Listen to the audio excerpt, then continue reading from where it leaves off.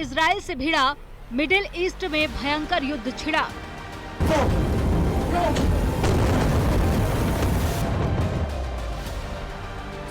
Netanyahu versus Khamenei, महायुद्ध में कौन किसके साथ?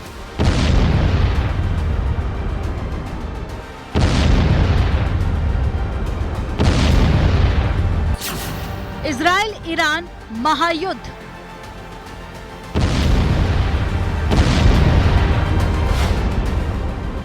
मिडिल ईस्ट में सुलगता आसमान, मिसाइलों की गूंज और युद्ध के साए। ईरान और इजराइल के बीच में छिड़ी जंग अब एक खतरनाक मोड़ पर पहुंच चुकी है। इजराइल का ऑपरेशन राइजिंग लॉयन और ईरान का ऑपरेशन ट्रू प्रॉमिस 3 दुनिया को एक विनाशकारी टकराव की कगार पर ले आए हैं। तेहरान की सड़कों पर रात भर धमाकों की आवाजें गूंजती रही, जहां इजरायली हवाई हमलों ने ईरान के परमाणु ठिकानों और सैन्य कमांड सेंटरों को निशाना बनाया। जवाब में ईरान ने तेल अवीव और यरूशलेम पर सैकड़ों बैलिस्टिक मिसाइलें दागकर इजराइल के आयरन डोम को चुनौती दी है। इजराइल ने तेहरान में ईरान के सरकारी टीवी चैनल IRIB के मुख्यालय पर हमला किया, जिससे लाइव प्रसारण रुक गया और स्टूडियो में अफरा तफरी मच गई।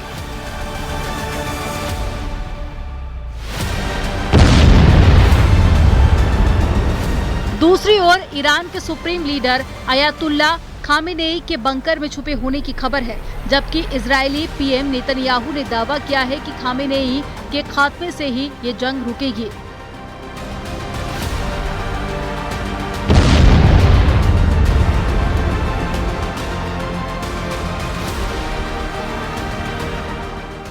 ईरान का दावा है कि इजरायली हमलों में 224 से 406 लोग मारे गए।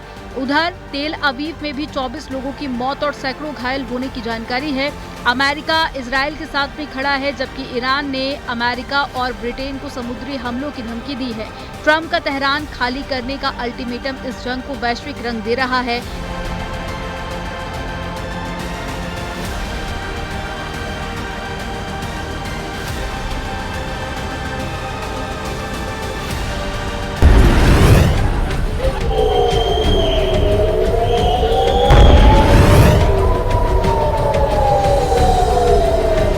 क्या ये युद्ध थमेगा या दुनिया को महायुद्ध की आहट सुनाई दे रही है?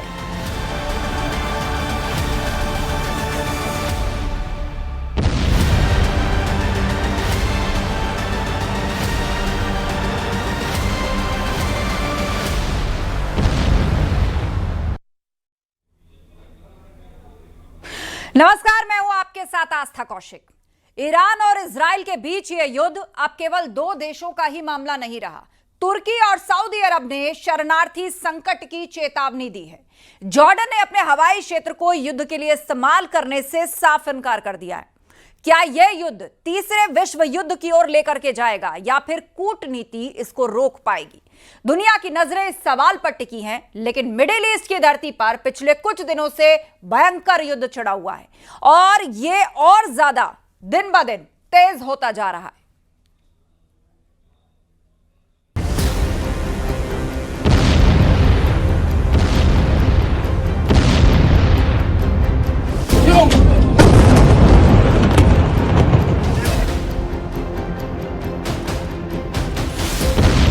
मिडिल ईस्ट में आग की लपटें, मिसाइलों की गूंज और युद्ध का तांडव।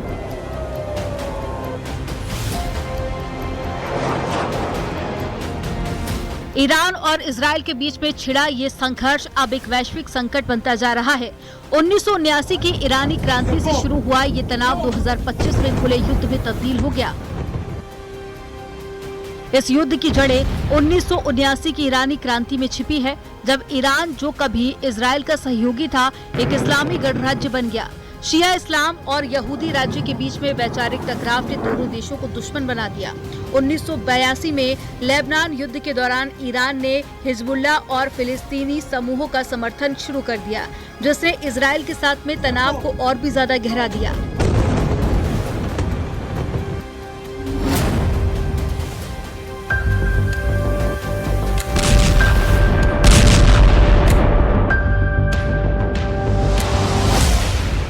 7 अक्टूबर 2023 तक जब ईरान समर्थित हमास ने इजराइल पर हमला किया, इस हमले में 1200 इजरायली मारे गए, जिसने इजराइल हमास युद्ध को जन्म दिया। इजराइल ने जवाब में गाजा, लेबनान में हिजबुल्लाह और सीरिया में ईरानी ठिकानों पर हमले शुरू किए।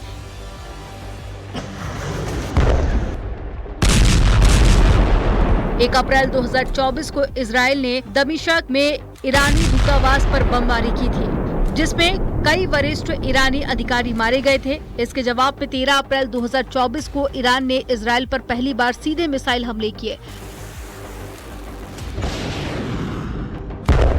जिसने इस संघर्ष को एक नए स्तर पर पहुंचा दिया।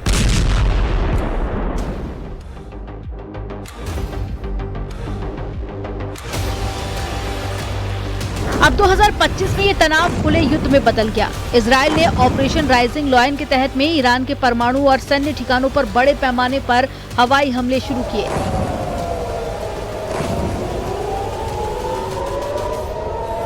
तेहरान, नतांज, इस्फहान और साथ ही फोर्डो में धमाकों की आवाजें गूंजी। इजरायली रक्षा मंत्री योआव गैलेंट ने दावा किया है कि इस हमले ने ईरान की परमाणु क्षमता को भारी नुकसान पहुंचाया है। ईरान ने पलटवार में ऑपरेशन ट्रू प्रॉमिस 3 लॉन्च किया है, जिसमें तेल अवीव और यरूशलेम पर 150 से 200 बैलिस्टिक मिसाइलें दागी गई। इजराइल का आयरन डोम कई मिसाइलों को रोकने में कामयाब रहा, लेकिन तेल अवीव में भारी तबाही हुई।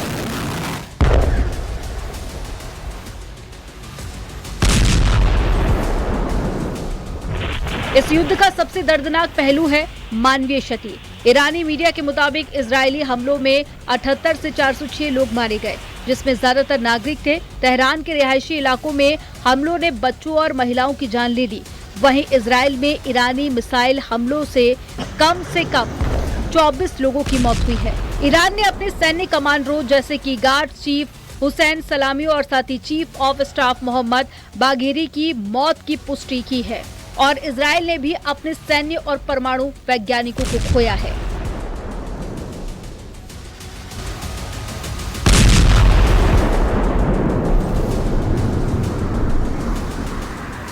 ये युद्ध अब मध्य पूर्व तक सीमित नहीं है। अमेरिका ने इजराइल का खुलकर समर्थन किया, मिसाइलों को रोकने की मदद की और अपने युद्धपोतों को इस इलाके में तैनात किया। राष्ट्रपति डोनाल्ड ट्रंप ने तेहरान को तत्काल खाली करने की चेतावनी दी। ईरान ने जवाब में अमेरिका और ब्रिटेन के जहाजों पर समुद्री हमले की धमकी दी। भारत ने शांति की अपील की और एससीओ के इजराइल विरोधी बयान से खुद को अलग कर लिया। भारत ने ईरान में फंसे अपने नागरिकों, खासकर के छात्रों को निकालने के लिए ऑपरेशन शुरू किया और आर्मेनिया बॉर्डर से 100 लोगों का पहला जत्था निकला। और G7 समिट में पीएम मोदी ने इस संकट पर चर्चा की, लेकिन ट्रंप की अचानक वापसी ने कूटनीतिक प्रयासों को झटका दे दिया।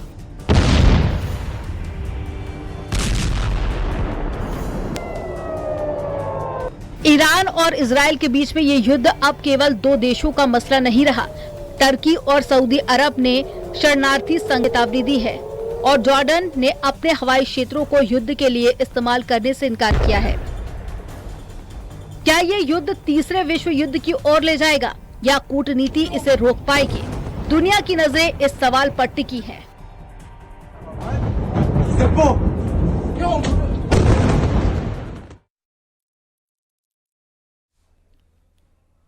ईरान और इजराइल के बीच में भयंकर जंग चल रही है। पूरे दुनिया इस टकराव को लेकर चिंता में है, लेकिन इस तनाव के बीच में इजरायली पीएम बेंजामिन नेतन्याहू का एक बयान आग में घी का काम कर गया। एबीसी न्यूज को दिए गए एक इंटरव्यू में नेतन्याहू ने कहा, अगर खामनेई को खत्म कर दिया जाए तो ईरान के साथ जारी ये संघर्ष और बढ़ेगा नहीं, बल्कि वही समाप्त हो जाएगा।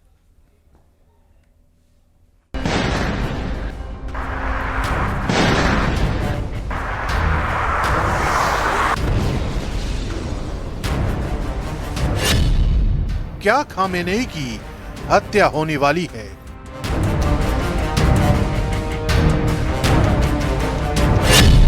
क्या खामेनेई के अंत से ही जंग थमेगी?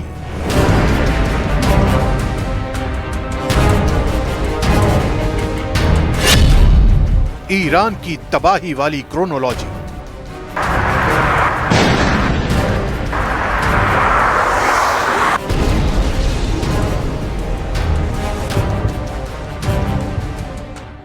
दुनिया सहमी हुई है। पश्चिम एशिया बारूद के ढेर पर बैठा है और इस बार चिंगारी छेड़ी है इजराइल के प्रधानमंत्री बेन्यामिन नेतन्याहू ने। ईरान और इजराइल के बीच खुली जंग छिड़ चुकी है और इस जंग के बीच नेतन्याहू का एक इंटरव्यू सामने आया है जिसने पूरी दुनिया को हिला कर रख दिया है। एबीसी न्यूज को दिए गए इंटरव्यू में बेन्यामिन नेतन्याहू ने कहा है, अगर ईरान के सुप्रीम लीडर आयतुल्लाह खामेनेई को खत्म कर दिया जाए तो ये संघर्ष और नहीं बढ़ेगा बल्कि यहीं खत्म हो जाएगा। मतलब साफ है, अब सिर्फ रॉकेट नहीं बल्कि हिट लिस्ट की बातें हो रही हैं और अब जंग सिर्फ जमीन पर नहीं बल्कि लीडरशिप लेवल तक पहुंच चुकी है। ये वो बयान है जो इतिहास के पन्नों में दर्ज होगा, क्योंकि जब एक देश का प्रधानमंत्री खुलेआम दूसरे देश के सर्वोच्च नेता की हत्या की बात करे तो समझ लीजिए कि जंग किस भयानक मोड़ पर पहुंच चुकी है। इजराइल के पीएम बेन्यामिन नेतन्याहू का यह बयान ऐसे वक्त में आया है जब ईरान की तरफ से इस संघर्ष को रोकने के लिए अमेरिका से दबाव डालने की अपील की गई है। ईरान के विदेश मंत्री अब्बास अरागची ने कहा है, नेतन्याहू जैसे नेता को चुप कराने के लिए वॉशिंगटन से सिर्फ एक फोन कॉल काफी है और यही एक कदम कूटनीति की वापसी का रास्ता खोल सकता है। लेकिन ईरान के विदेश मंत्री के इस बयान के अमेरिका के लिए कोई मायने नजर नहीं आते। खुद अमेरिका के राष्ट्रपति डोनाल्ड ट्रंप ने ईरान को डायरेक्ट वार्निंग दी है और कहा है, इससे पहले कि देर हो जाए ईरान को बातचीत के लिए तैयार हो जाना चाहिए।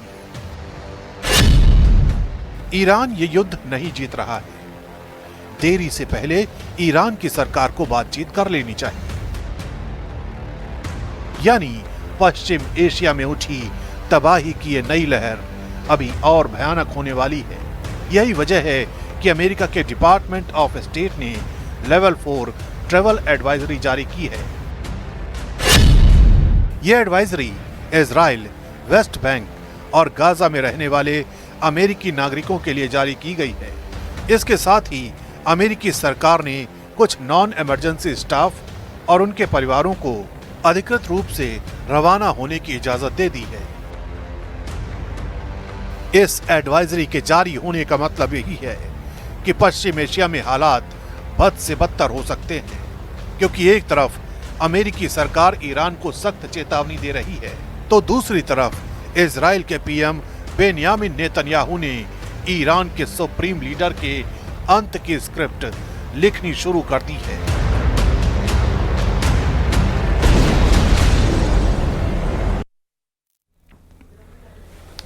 भारत ने ईरान से अपने नागरिकों को निकालने का अभियान शुरू कर दिया है। 100 से ज्यादा भारतीय छात्रों का पहला बैच अब ईरान से निकलकर आर्मेनिया की सीमा तक पहुंचेगा, जहां से फ्लाइट के जरिए फिर उनको भारत लाया जाएगा, क्योंकि हर बदलते वक्त के साथ ईरान में स्थिति बेहद खराब होती जा रही है। ईरान ने जो अग्रेसिव अटैक इजराइल पर किया है, ताबड़तोड़ बैलिस्टिक मिसाइल जो इजराइल के ऊपर गिराई हैं, उसके बाद अब सबकी निगाहें टिकी हैं कि अब इजराइल इसका कैसे जवाब ईरान को देगा। दूसरी तरफ बेंजामिन नेतन्याहू ने खौमेनी को लेकर जो कहा है, उसके बाद तो पूरे विश्व में चर्चा ये हो रही है कि आखिर इजराइल क्या बड़ा करने जा रहा है। लेकिन एक बात तो तय है कि इजराइल खामोश नहीं बैठेगा। इजराइल की जंग जिस जिस से हुई है उसका मुंह तोड़ जवाब अब तक इजराइल देता आया है।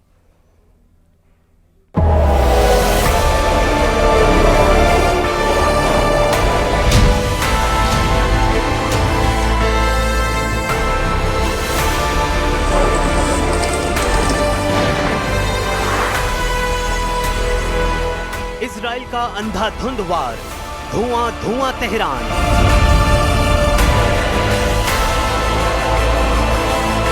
इजराइल के हमलों से ईरान में भगदड़। तेहरान छोड़कर भाग रहे लोग, पलायन के बीच तेहरान की सड़कें हुई जाम।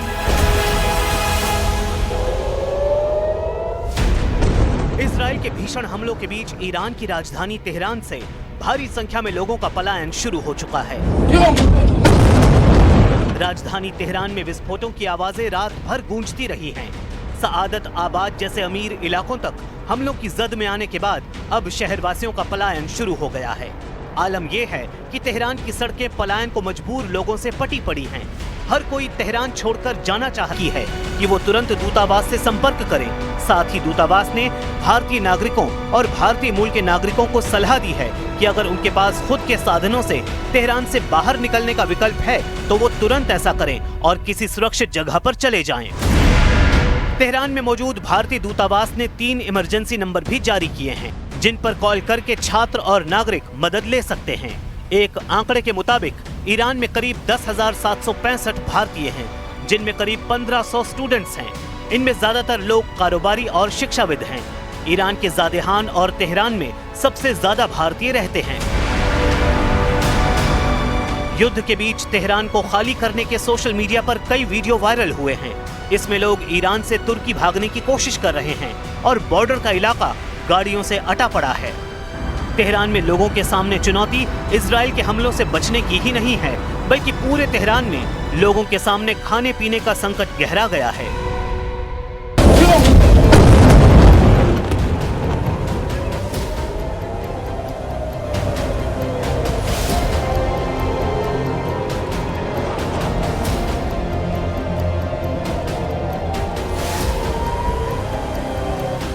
तेहरान में फिलहाल दुकानें बंद हैं, बाजार सूने पड़े हैं और ऑफिस आने से लोग कतरा रहे हैं। कुछ इलाकों में एटीएम से सीमित रुपए ही निकाले जा सकते हैं, जबकि पेट्रोल स्टेशनों पर लंबी कतारें लगी हैं। हर गाड़ी को सिर्फ 25 लीटर पेट्रोल भरवाने की सीमा तय कर दी गई है। ईरान की राजधानी तेहरान से भागने की कोशिश में कई लोग फंस गए हैं। न्यूज एजेंसी एपी के मुताबिक ईरानी हवाई क्षेत्र बंद होने और टैक्सी न मिलने की वजह से लोग बॉर्डर तक नहीं पहुंच पा रहे हैं। तो उधर इजराइल ने अपने नागरिकों से कहा है कि वो जॉर्डन और मिस्र के रास्ते देश छोड़ सकते हैं, लेकिन इन देशों को भी संभावित खतरे के रूप में देखा जा रहा है। इस पूरे हालात ने पश्चिम एशिया में डर और अराजकता फैला दी है। लोग सुरक्षित स्थानों की तलाश में हैं, लेकिन रास्ते बंद हैं और विकल्प सीमित हैं। इतना ही नहीं, जिस तरह की चेतावनी लगातार दी जा रही है, उससे भी समय की भी कमी है, क्योंकि अमेरिकी राष्ट्रपति ट्रंप लोगों से पहले ही जल्द से जल्द तेहरान खाली करने की बात कह चुके हैं। दूसरी तरफ इजरायली प्रधानमंत्री बेंजामिन नेतन्याहू ने भी साफ कर दिया है कि ईरान के सुप्रीम लीडर खामेनेई को निशाना बनाने की संभावना से इनकार नहीं किया जा सकता। हम वही कर रहे हैं जो हमें करना है। नेतन्याहू ने दावा किया कि खामेनेई को निशाना बनाना संघर्ष को बढ़ाएगा नहीं, बल्कि इसे खत्म कर देगा। यानी अमेरिका और इजराइल दोनों के ताजा बयान इस बात का ऐलान है कि ये युद्ध अभी रुकने वाला नहीं है।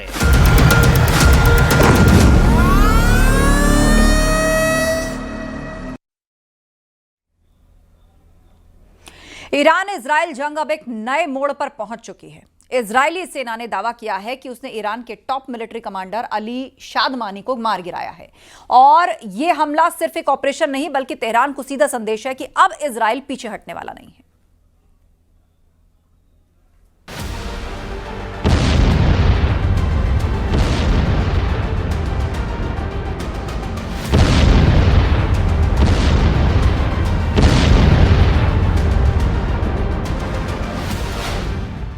ईरान इजराइल में महाजंग।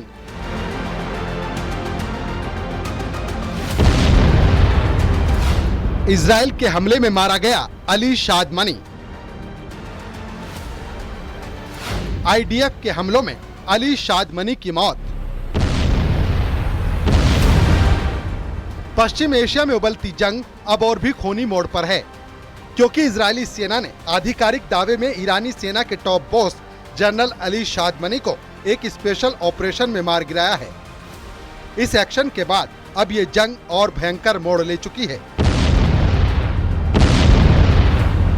शादमानी ईरान की रिवॉल्यूशनरी गार्ड्स की रणनीति के मास्टरमाइंड माने जाते थे।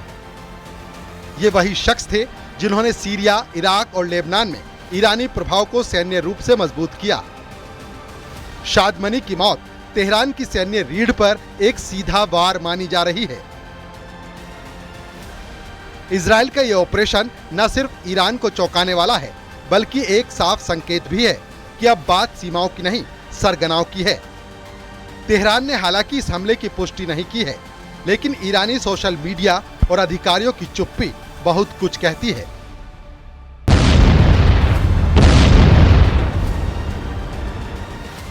उधर इजराइल अब रुकने का नाम नहीं ले रहा है। ईरान के supreme leader ayatollah Ali Khamenei की हत्या को लेकर इजराइल प्लान बना चुका है और ट्रंप इस प्लान पर अपना वीटो लगा चुके हैं। लेकिन नेतन्याहू ट्रंप के वीटो को मानने को तैयार नहीं है। यानी नेतन्याहू का सारा फोकस खामेनेई पर आकर ठहर गया है। नेतन्याहू कह चुके हैं कि खामेनेई की हत्या से ही संघर्ष रुकेगा। इन सारी खबरों के बीच सवाल ये है कि खामेनेई कहां हैं? इजराइल ईरान जंग के बीच अब आपको पलायन की ऐसी तस्वीर दिखाते हैं जिसमें दहशत साफ नजर आ रही है। तेहरान की सड़कों पर गाड़ियों का सैलाब उमड़ आया है। महफूज ठिकानों की तलाश में लोग लगातार शहर छोड़ रहे हैं और इस वजह से शहर से निकलने वाली हर सड़क का लगभग यही हाल है। इजराइल के हमले के जवाब में ईरान ने जोरदार पलटवार करते हुए इजराइल के रिहायशी इलाकों को निशाना बनाते हुए रॉकेट और मिसाइलें दागी, जिसके बाद हाइफा शहर में अफरा तफरी मच गई। वहीं ईरान ने बड़े नुकसान का दावा किया है। Bureau report, news 18, Uttar Pradesh, Uttarakhand.